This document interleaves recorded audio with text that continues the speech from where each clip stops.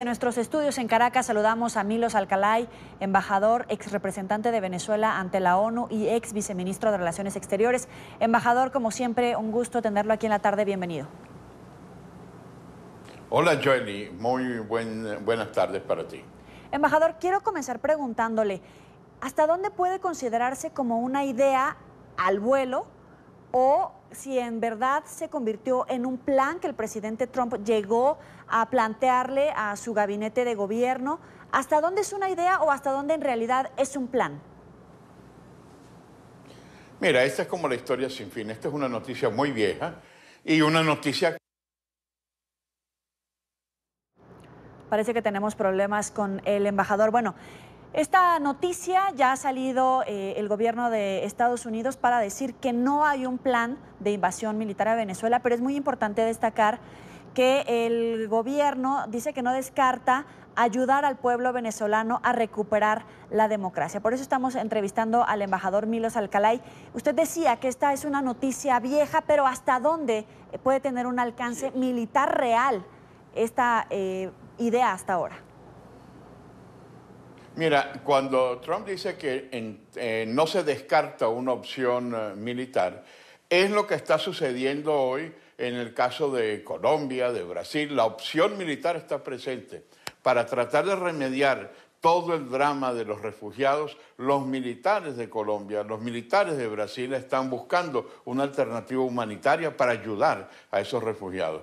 Cuando Venezuela va a Nicaragua, los militares venezolanos, eso es una opción militar. Una opción militar tiene varias facetas, pero el gobierno bolivariano ha hecho de ese todo un escándalo. Ahora, sobre el tema de la intervención militar, es de nuevo una especie de espantapájaro que está utilizando el gobierno. Lo que ciertamente hay es un rechazo completo y contundente a la dominación, a la sujeción, a todos los atropellos que el gobierno está haciendo en Venezuela contra los venezolanos con el apoyo de fuerzas como la cubana. Esa es la verdadera opción militar que hay que rechazar, la opción militar cubana, la opción militar de los aliados del régimen bolivariano. Pero dentro de la dinámica internacional, ningún elemento puede descartarse, ni el económico, ni el social, ni el político, y los militares es una opción junto a los demás, que no es igual a intervención militar. Exactamente, no es lo mismo invasión que intervención, pero incluso el gobierno de Estados Unidos hoy dice que no descarta la opción militar para ayudar al pueblo venezolano a recuperar la democracia. En esas diferencias de intervención y la opción militar, cabe un espectro muy importante de fuerzas bélicas, incluso del gobierno de Estados Unidos tomando el poder del gobierno venezolano. ¿Hasta dónde es viable, sobre todo si es que va a tener un respaldo, por ejemplo, de la región, de los países circundantes a Venezuela? ¿Hasta dónde puede ser viable cualquiera de estas opciones? Mira, yo no creo que una intervención militar en la forma clásica de Panamá, en la opción de Granada, pueda repetirse en el siglo XXI. Sin embargo, los militares se reúnen institucionalmente. Los ministros de defensa de la América Latina se reúnen en las cumbres de militares. Y es evidente que el tema venezolano escapa de una visión gubernamental sola. Los militares de toda América Latina están tan preocupados como los parlamentos, como las organizaciones no gubernamentales, como la opinión pública general, y lo militar ciertamente está presente en la alternativa venezolana. Por eso es que yo diría que esta forma de utilizar la opción militar por un gobierno que ha tratado de crear una organización del Tratado Atlántico Sur a través de Chávez, unidos con Libia, la Libia de Gaddafi, unida con las fuerzas militares africanas, que no tuvo un éxito, bueno, ha estado presente en la mentalidad de algunos de los bolivarianos. Lo que hay es que cumplir con los tratados internacionales, cumplir con la defensa, promoción y protección de los derechos humanos y cumplir con la libertad y las libertades establecidas en la Constitución venezolana y en los acuerdos internacionales. Eso es la verdadera opción que le queda a un gobierno que está cada vez más debilitado, cada vez más colapsado y rechazado a nivel mundial. Embajador, justamente quiero compartir con usted una información. Hoy la Unión Europea aprobó una resolución para atender la crisis migratoria que atraviesa Venezuela, que consiste en este fallo básicamente en exigir a los miembros del bloque liberar ayuda de emergencia para la nación sudamericana, así como para los países vecinos como Colombia, Brasil o Perú, que sufren el éxodo de ciudadanos venezolanos. Y en este momento nos está atendiendo la eurodiputada Beatriz Becerra. Embajador, le pido que se quede con nosotros. Quiero preguntarle hacerle dos preguntas puntuales a la euroembajadora. Primero que nada, bienvenida. La primera pregunta que le tengo es: ¿en qué consiste esta resolución que se tomó hoy en la Unión Europea, eurodiputada? Hola, ¿qué tal? Buenas tardes. Un placer siempre. ¿En qué consiste esta resolución? La resolución que hemos aprobado en el Parlamento Europeo tiene varios objetivos. El primero era poner sobre la mesa las necesidades que la crisis humanitaria que está viviendo ahora mismo las fronteras de Venezuela con Colombia y con Brasil tuvieran la adecuada respuesta por parte de la Unión Europea en términos de fondos. Y eso es algo que hemos destacado, la necesidad de trabajar de manera consistente y con más fondos para paliar las circunstancias que ahora mismo se están viviendo en términos sobre todo de salud. Pero por otro lado, esta resolución tenía algo muy importante que destacar, que es el apoyo incuestionable a que se lleven a cabo los procedimientos legales contra el gobierno de Nicolás Maduro por crímenes de lesa humanidad, porque esta crisis humanitaria que se está viviendo, el que los venezolanos salgan a miles de Venezuela huyendo del hambre, es como tal un crimen de lesa humanidad y debe ser juzgado por la Corte Penal Internacional. Ahora, en relación a los fondos, ¿tienen un destino particular o van a ser distribuidos, por ejemplo, en todos aquellos países que reciben el impacto del éxodo venezolano, por ejemplo, Perú, Chile o Colombia? Es importantísimo trabajar en las situaciones de vulnerabilidad, sobre todo de aquellos como son los menores, las mujeres, los lactantes, y a paliar los brotes actuales que hay de enfermedades incluso erradicadas como han sido la malaria, la polio o el sarampión.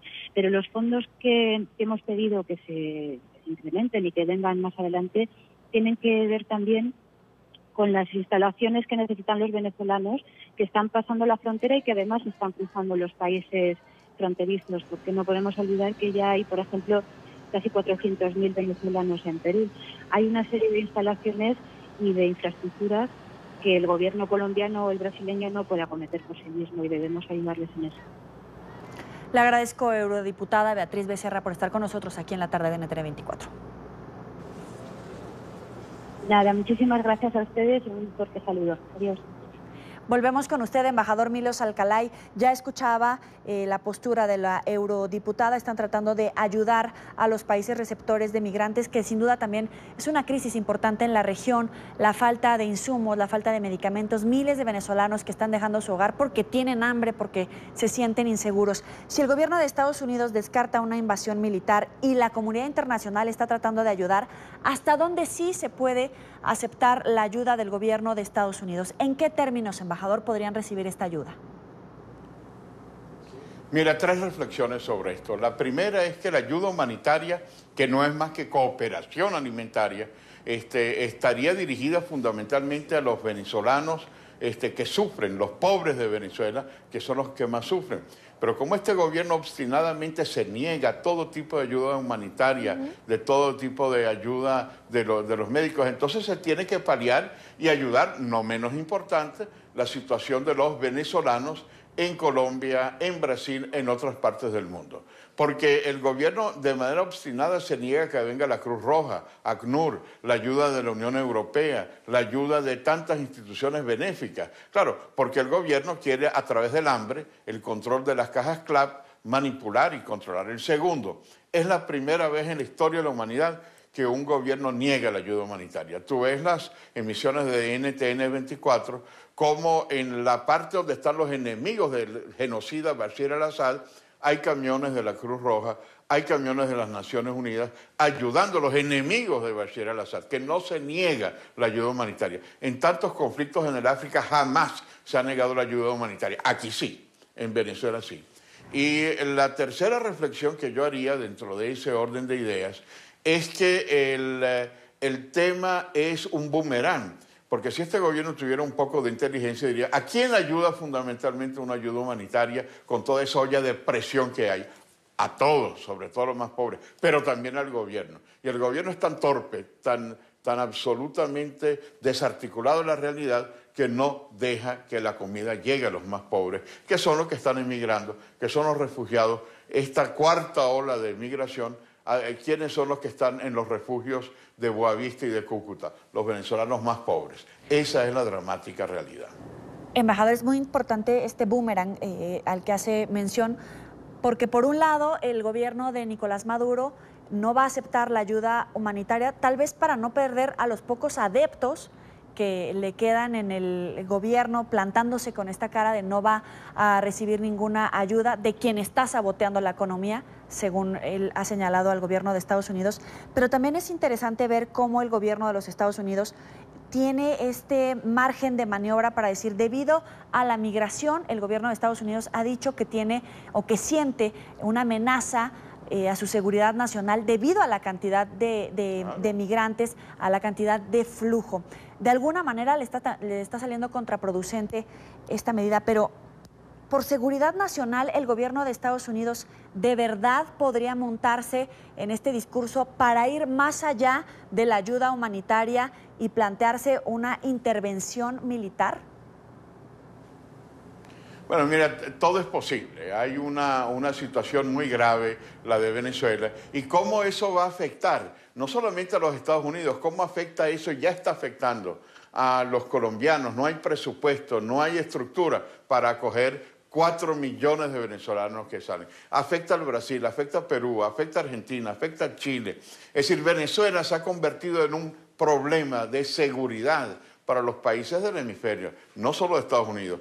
En Europa, países como España, que han recibido, mientras los gobiernos tratan de solucionar lo que la ineptitud y la ineficacia de Maduro ha tenido en Venezuela, evidentemente esta es una situación que va creciendo. Lo segundo que tú decías, que no aceptan la ayuda norteamericana, ellos son causantes. Muy bien. No acepten la ayuda humanitaria, pero acepta la ayuda de la Iglesia Católica, acepta la ayuda de las organizaciones europeas, acepta la ayuda alimentaria de los países de América Latina. Pero, como tú muy bien señalabas, eso desequilibra un chantaje que tiene a la población, porque lo que ellos quieren es que esa ayuda la administren para dársela a los que tienen carnet de la patria. Y eso no lo va a aceptar la ONU ni ninguna organización. Allí no distinguen si eres madurista o si no lo eres. Si tienes carnet de la patria o eres un patriota que quiere sobrevivir. Allí todos los que tengan necesidades reciben la ayuda humanitaria o la ayuda médica.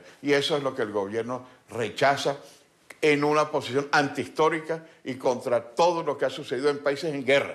En Venezuela no aceptan ningún tipo de ayuda que va al pueblo, no a las arcas de la boliburguesía o de los que están en la nomenclatura del gobierno. Es el embajador Milos Alcalay, que como siempre le agradecemos sus palabras para el auditorio de la tarde. Gracias. Hasta luego.